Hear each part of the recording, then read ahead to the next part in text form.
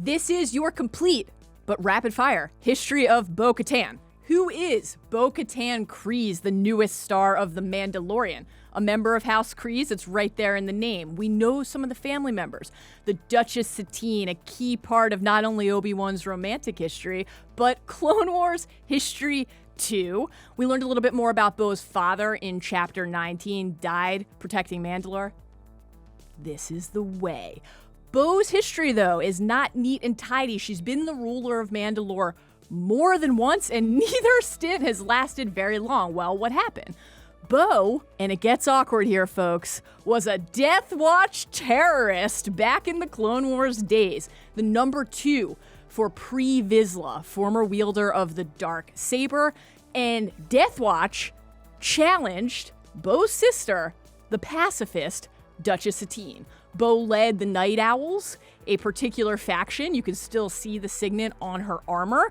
And eventually, when, stop me if you've heard this name before, Maul eliminated Pre, took the saber, and took over Mandalore with a puppet government. Bo broke off with her followers and created the Mandalore Resistance to challenge Maul's rule. Fast forward through a few Star Wars spoilers, including Maul using the darksaber to kill Duchess Satine. Tough one, Obi. We mourn with you still.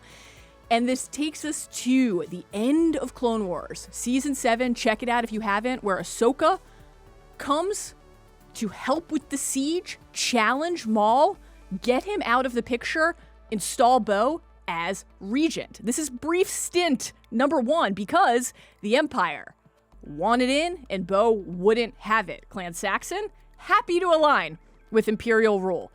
Fast forward to the events of Star Wars Rebels, where, recall Bo telling Grogu in Chapter 18 that she'd worked with some Jedi before. We had Obi, we had Ahsoka, and now we've got Ezra and Kanan in the mix, and also, crucially, another Mandalorian, Sabine Wren, who literally found the darksaber at Darth Maul's pad on Dathomir. That's for a whole nother video, folks.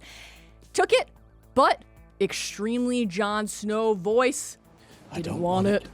And decided, after working closely with Bo to eliminate the Saxons and eliminate the Imperial presence briefly on Mandalore, that Bo-Katan Kryze was the one who should wield the darksaber and should unite Mandalore. Sabine literally gave it to her.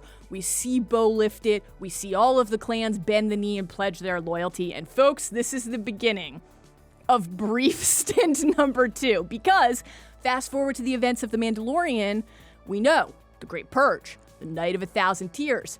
That piece of shit Moff Gideon came in, fucked everything up for Bo, took the darksaber. He was able to do it in part because she hadn't won it in combat. Does this matter to me? Does this matter to you? Do we think it should matter to Bo? Probably not. And yet, the Mandalorians put a ton of stock in, as Moff Gideon said in the Mandalorian Season 2 finale, the story. That's the thing that has weight.